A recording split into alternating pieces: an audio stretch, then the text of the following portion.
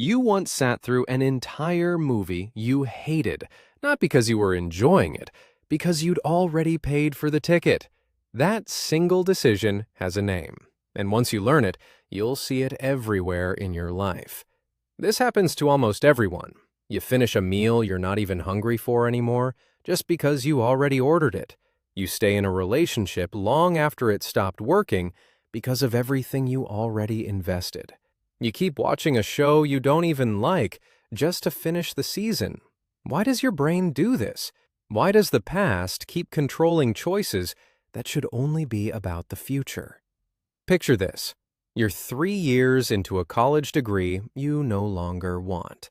Every part of you knows a different path would make you happier, but you think about the tuition, the time, the effort, so you push forward anyway, chasing a finish line you don't even want to cross. That feeling, that pull to keep going just because you've already gone so far, is not logic. It's a trap, and it has a name. It's called the sunk cost fallacy. A sunk cost is simply something you can never get back.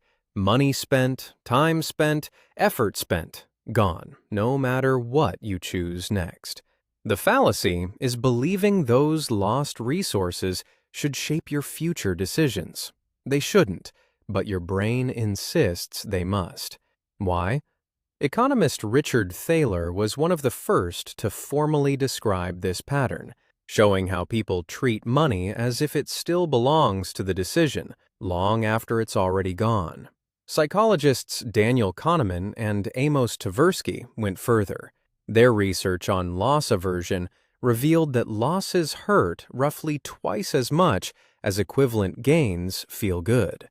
Walking away from a bad investment doesn't just feel like moving on, it feels like admitting defeat, and your brain will do almost anything to avoid that feeling. There's also something deeper happening. Quitting anything, a job, a relationship, a project, forces you to confront a hard question. Was I wrong? Admitting that is painful. So instead of asking, what's the smartest choice going forward, your brain quietly asks a different question. How do I avoid feeling like I wasted everything? Those are not the same question, but they feel identical in the moment. Here's where it gets stranger.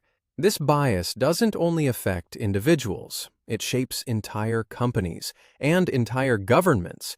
A business will keep funding a failing project for years, not because the data supports it, but because too much has already been poured in to walk away.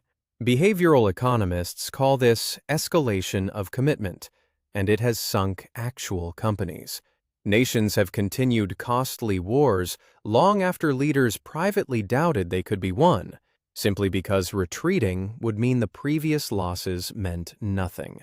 The bigger the investment, the harder the trap becomes to escape. It isn't really about the money, or the time, or the effort at all. It's about protecting your own sense that you were right all along. So, how do you catch this in your own life? Try asking yourself one simple question before any big decision. If I were starting fresh today, knowing everything I know now, would I choose this again?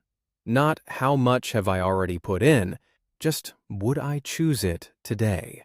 If the honest answer is no, the money, the time, the effort you've already spent is already gone either way. The only real choice left is what you do next. You once sat through a movie you hated because you'd already paid for the ticket, but the ticket was never really the cost. The real cost was every better way you could have spent that time instead. Once you see this pattern, you can't unsee it. Watch for it this week, in the small decisions and the big ones. And if this changed the way you think even a little,